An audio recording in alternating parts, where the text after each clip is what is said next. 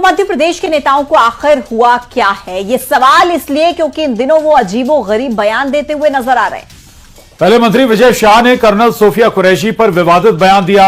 अभी उनका मामला शांत हुआ भी नहीं था कि प्रदेश के डिप्टी सीएम जगदीश देवड़ा ने भी सेना को लेकर एक अलग ही बयान दे दिया, जिसको लेकर फिर एक बार विपक्ष हमलावर हो चुका है। तो आखिर किस बयान पर मच रहा है सियासी घमासान, सबसे पहले आपको दिखाते हैं ये रिपोर्ट।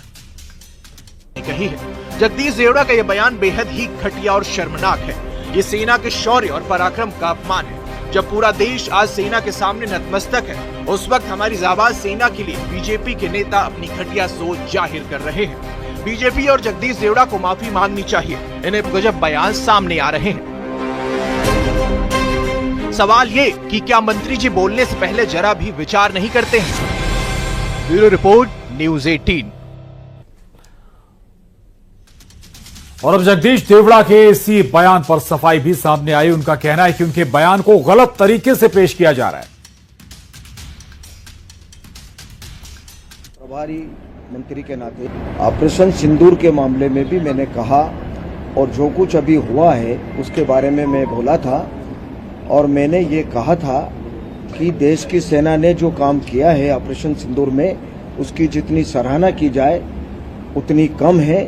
और देश की सेना के लिए देश की जनता उनके चरणों में नतमस्तक है, उनका पूरा सम्मान करती है और हमेशा देश की सेना ने देश की रक्षा के लिए काम किया है तो हम उनका पूरी तरह से सम्मान करते हैं। मैंने ये कहा है, उसको गलत तरीके से प्रस्तुत करके जो चैनल में बताया जा रहा है, मुझे लगता है कि ये बहुत ही गलत तरीका है। मैंने पूरा सम्मान करने की बात कही है और देश की जनता सेना के चरणों में, भारत की सेना के चरणों में प्रणाम करती है, नतमस्तक है। ये शब्द मेरे हैं। आप अच्छी तरह से उस वीडियो को देखेंगे। मेरी भावना ये है, अब उसको गलत तरीके से टर्न देकर के जो कहा जा रहा है वो बिल्कुल गलत है। तो जगदीश देवड़ा ने जो बयान दिया उसके बाद कांग्रेस ने बीजेपी के खिलाफ नया मोर्चा खोल दिया है और इसी बयान को लेकर अब कांग्रेस जो है वो डिप्टी सीएम जगदीश देवड़ा को बर्खास्त करने की मांग कर रही है। जिसने पाकिस्तान में घुसकर आतंकी कैंप निस्तो नाबूद किए, जिसने पाकिस्तान की रूह कपा दी, उस सेना के लिए कहना कि वो सेना किसी के चरणों में नतमस्तक है, ये पाप है। और ये पाप बीजेपी के लोग, बीजेपी के उप मुख्यमंत्री, उनके वरिष्ठ नेता लगातार कर रहे हैं। और वो इस देश की सुरक्षा तपते हुए रेगिस्तान से लेकर हाड़ कांपती हुई ठंड वाले सियाचिन के ग्लेशियर में खड़े होकर करते हैं। और तब हमारा लोकतंत्र, तब हमारी भूभागीय अखंडता, तब हमारा देश सुरक्षित रह सकता है।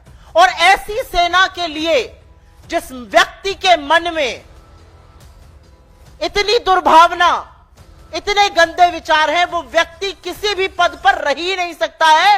एक लोकतंत्र में उप मुख्यमंत्री रहना तो विचार के बाहर की बात।